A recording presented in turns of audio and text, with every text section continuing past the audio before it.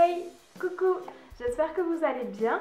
Du coup aujourd'hui première vidéo face caméra, première vidéo où je vous parle comme ça. C'est vrai qu'en dehors de Snapchat j'ai pas forcément l'habitude, mais du coup on va essayer de l'apprendre et je pense que tout va bien se passer. Du coup aujourd'hui je viens pour vous présenter mes favoris du mois. Juste un petit blabla avant de commencer la vidéo. J'ai un petit peu réfléchi sur le planning des publications des vidéos. Du coup j'en suis venue à la solution de poster une fois par semaine. J'aimerais bien essayer de poster tous les dimanches une vidéo, comment je vais pouvoir vous expliquer ça? Une vidéo dont je n'arrive pas à faire les articles sur le blog. Je m'explique. Du coup j'ai pensé aux vidéos comme les favoris, les wishlists, les déceptions du moment, un petit peu tout ça que j'adore regarder et j'aime beaucoup ce genre d'articles là, mais sur mon blog honnêtement je prends pas plaisir à les faire parce que c'est un peu trop rébarbatif, c'est un peu trop toute une liste, tout ça, c'est pas forcément le genre d'article que j'aime écrire. Donc du coup je me suis dit qu'en vidéo ça serait peut-être mieux. Donc voilà, je me suis fixé pour objectif ça, donc ce genre de vidéo là une fois par semaine, et avec en plus des vidéos dont la publication sera un petit peu aléatoire, qui viendront étoffer mes articles comme je vous l'ai fait la première vidéo avec le tutoriel maquillage. Donc du coup j'en ai déjà prévu une qui arrivera incessamment sous peu. Mais voilà, donc une vidéo par semaine, donc tous les dimanches, plus une vidéo de manière complètement aléatoire qui sera en relation avec l'article, avec un article. Donc du coup voilà, j'espère que ça vous conviendra. Je sais pas, faites-moi savoir si jamais c'est une bonne idée, si au contraire c'est pas une bonne idée. Je sais pas du tout, moi voilà, j'ai pensé à ça. Mais bon, il faudrait que vous aussi vous soyez d'accord, c'est un petit peu le but aussi. Donc voilà. On commence avec une vidéo donc, sur mes favoris de février. J'ai pas mal de petits produits à vous présenter, essentiellement du maquillage. Je sais pas, dites-moi aussi si vous aimeriez voir d'autres styles de favoris, à savoir nourriture, décoration, tout ça. C'est vrai que moi je me concentre plutôt sur le maquillage parce que c'est un petit peu mon sujet de prédilection sur mon blog, donc c'est vrai que je traite plutôt de ce sujet-là. Mais si jamais vous voulez voir un peu plus de sujets un petit peu plus divers, dites-moi et je ferai comme ça la prochaine fois. On commence avec le premier produit que vous connaissez sûrement puisque je vous l'ai déjà présenté sur le blog. Il me semble qu'avec cet article j'ai été aussi en sélection sur Hello Cotton et sur Inspilia. Donc forcément vous allez le reconnaître si vous suivez mon blog. Pour les autres c'est la bébé crème Normaderm de chez Vichy.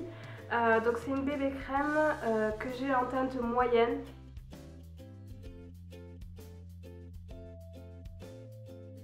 La caractéristique de cette bébé crème est qu'elle est destinée aux peaux adultes à imperfection, donc ayant des problèmes. Et je ne sais pas si vous savez ou pas, mais je suis actuellement en traitement pour mon acné. Donc oui, moi aussi j'ai de l'acné et sur les conseils de mon dermatologue, j'ai pour obligation d'utiliser des produits non comédogènes. Non comédogènes, c'est quoi? C'est des produits qui favorisent pas l'apparition des boutons. Du coup j'ai voulu aller en pharmacie pour être sûre d'avoir un produit de qualité et qui respectait un petit peu ma peau à imperfection. Et on m'a conseillé celle-ci sans aucune hésitation, on m'a de suite conseillé celle-là. Du coup je l'aime vraiment beaucoup parce qu'elle apporte une couvrance folle. Je pensais pas que les bébés crèmes pouvaient être aussi couvrantes. Et du coup si vous poudrez le tout ça vous apporte encore plus d'opacité et franchement mes boutons on les voit plus du tout et franchement je pensais pas qu'une bébé crème pouvait être comme ça. Ensuite un produit que j'utilise depuis pas très longtemps parce que je suis pas forcément une adepte de ce genre de pratique on va dire, c'est un duo de contouring et de blush de chez ELF.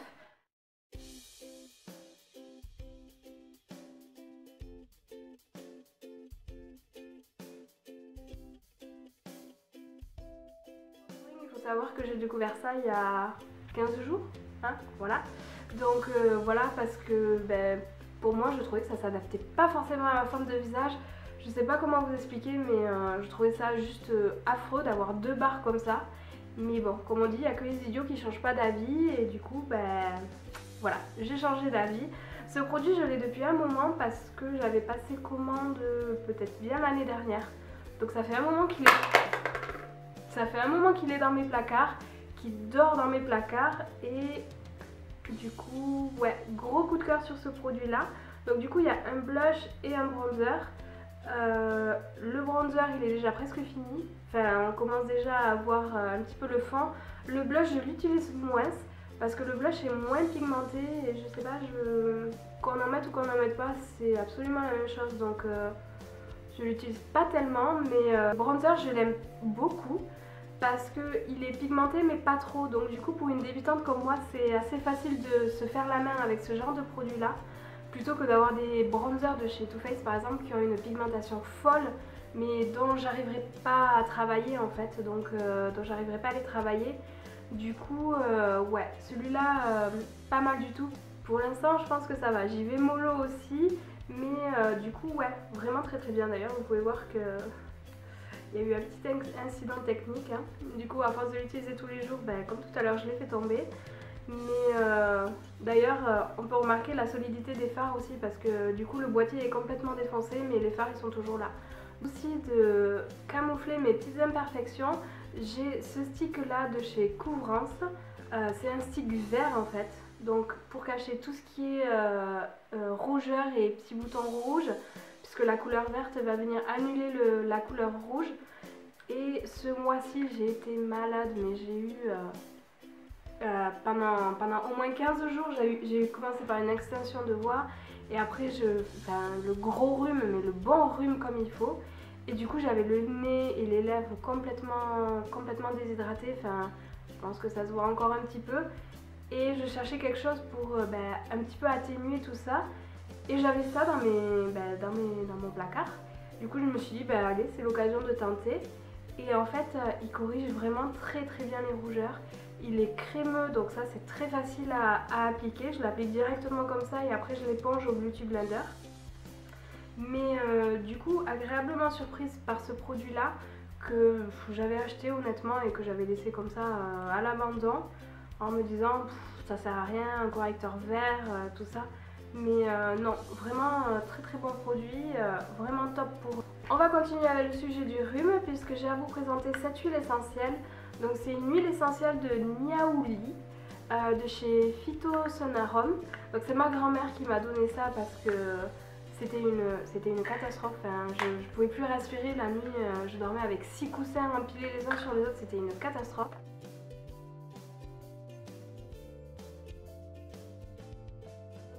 Ce petit flacon qui contient des huiles essentielles qui sentent, je saurais pas trop vous dire, ça sent pas trop fort mais un petit peu quand même, ça sent tout ce qui est mentholé, eucalyptus, tout ça. Et en fait moi ce que je fais c'est que j'en mets dans dans mon paquet de mouchoirs. J'en mets quelques gouttes, j'en mets pas beaucoup parce que sinon je crois que j'asphyxierais tout le monde. Mais j'en mets quelques gouttes dans mes mouchoirs et du coup quand je me mouche, ou même juste d'inhaler ça, c'est vraiment top parce que du coup ça débouche le conduit. Ah, c'est pas très glamour mais c'est très efficace. Vraiment du maquillage pur et dur à vous présenter, à savoir 2 petites palettes. C'est les palettes que j'ai le plus utilisées ce mois-ci. Sûrement que celle-ci vous la connaissez déjà puisque ma première vidéo c'était un tutoriel avec cette palette là. Donc c'est la palette de Urban Decay en collaboration avec Gwen Stefani, la chanteuse Gwen Stefani.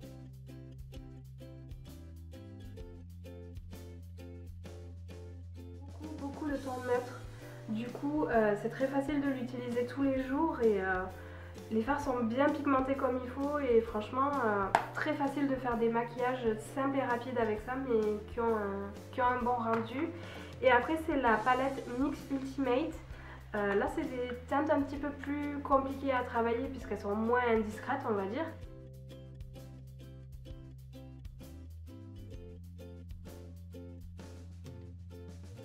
C'est Smoky and Highlight. Voilà. C'est des teintes faciles à travailler pour tous les jours. J'aime beaucoup plus particulièrement associer le prune avec le doré. Donc ce prune-ci et le doré. Mais toutes les couleurs vont ensemble. Ce qui est bien c'est qu'il y a un mélange aussi de mat et d'irisé. Petites palettes d'ailleurs qui sont bien pigmentées et qui font très bien leur travail. Vraiment pour tous les jours, c'est mes 2 indispensables pour tous les jours en ce moment. J'utilise qu'elles. Donc. On arrive déjà à l'avant-dernier produit que j'ai à vous présenter. Enfin, je dis déjà, mais il y avait quand même pas mal de produits. Bref, c'est un rouge à lèvres de chez Sephora.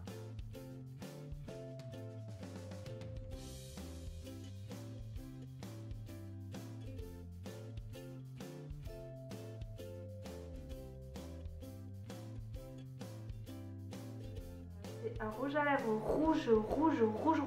Là pour le coup rouge. C'est le rouge à lèvres que j'ai utilisé pour faire mon Monday Shadow Challenge avec la couleur rouge.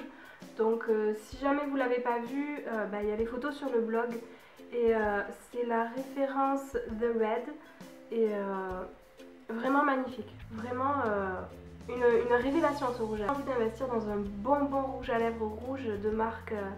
J'aimerais bien essayer de m'acheter un Chanel ou un Dior, voilà, quelque chose comme ça, pour vraiment marquer le coup, parce que le rouge c'est quand même la couleur que toute fille devrait avoir dans son placard, dans sa coiffeuse plutôt.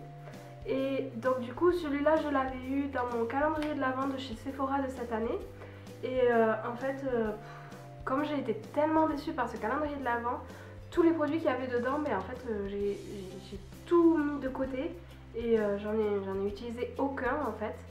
Pour mon maquillage du MSC, je l'ai sorti parce que en fait c'est le seul rouge à lèvres rouge que je possède et j'avais pas de fard rouge à faire, donc je me suis dit le maquillage je vais faire un beau rouge à lèvres rouge. Donc du coup je l'ai testé à cette occasion là et franchement top. Il a pas un fini mat comme certains, ce que je préfère et ce que je recherche dans un rouge à lèvres. Mais il se débrouille pas mal. À l'application il est très crémeux, donc ça c'est vraiment bien parce qu'il n'assèche pas du tout les lèvres. Et après, comment vous expliquer, il sèche un petit peu, bon il transfère aussi un petit peu, mais la couleur reste quand même plusieurs heures. Donc c'est vraiment intéressant et enfin moi j'ai mangé, j'ai bu, j'ai parlé, tout ça et la couleur est restée et en fin de journée j'avais quand même encore de la matière sur les lèvres. Donc ça c'est vraiment top, c'est vraiment ce que je recherche dans un rouge à lèvres. Donc voilà, celui-là vraiment un petit coup de cœur pour celui-là. Et le dernier produit que j'ai à vous présenter, c'est pas un favori, c'est plutôt une déception. Enfin une déception, vous comprenez, un flop on va dire. Du coup j'ai pas le grand format puisque c'est qu'un échantillon, mais on va faire avec. Du coup c'est la crème Effaclar Duo Unifiant de chez La Roche-Posay, qui est en fait une bébé crème couplée à une crème parfaite pour les problèmes de peau et les peaux à traitement. Du coup j'ai déjà acheté la crème pas teintée, la crème normale de cette gamme-ci. Je vous ai expliqué en détail dans un article sur le blog à ce sujet-là. Il y a aussi celle-ci qui était l'équivalent un petit peu à la Vichy, mais je sais pas, comme j'avais déjà eu une mauvaise expérience avec la crème normale, j'ai pas osé la prendre. Je me suis dit, je sais pas, j'aime déjà pas la crème pas teintée, alors je me dis la crème teintée ça va pas passer. Donc ils m'ont donné un échantillon pour que je puisse la tester et en plus c'est la teinte médium aussi, donc finalement heureusement que je l'ai pas acheté. Et du coup je suis vraiment déçue parce que bon déjà la teinte est vraiment très foncée hein, mais je sais pas, ça donne un teint fade, un teint terne. Je sais pas si c'est ma peau qui réagit mal ou si c'est le produit en lui-même, parce que j'ai lu pas mal de revues assez positives sur ce produit là. Mais moi je l'aime pas du tout, il n'y a aucune couvrance que ce soit quand on l'applique au doigt ou quand on l'applique au Beauty Blender. Il n'y a absolument aucune couvrance. Le teint, enfin moi je ressors avec un teint cadavérique et vraiment terne, vraiment fade. Du coup je comprends pas. Je comprends pas. Je pense que ça doit être un très bon produit parce que La Roche-Posay, voilà, la marque n'est plus approuvée, enfin la qualité de la marque n'est plus approuvée. Mais je sais pas. Moi non, j'aime pas du tout. Et voilà les copains, c'est tout ce que j'avais à vous présenter donc pour les favoris et pour les déceptions de ce mois-ci. Si jamais aussi vous voulez que je mette plus de produits déception dans ce genre de vidéo, dites-le moi. Parce que en fait j'ai pas osé mettre trop de produits, trop parler, trop critiquer les produits. Mais si jamais ça vous intéresse aussi, n'hésitez pas à me dire. Peut-être même à faire des vidéos spécialement que pour ça. Sur ce, je vais vous laisser. Je vous souhaite une bonne fin de journée et une bonne reprise pour demain aussi. Parce que c'est lundi donc c'est pas top, mais faut en passer par là. Du coup, bonne reprise et à très vite sur la chaîne ou sur le blog. Bisous, ciao!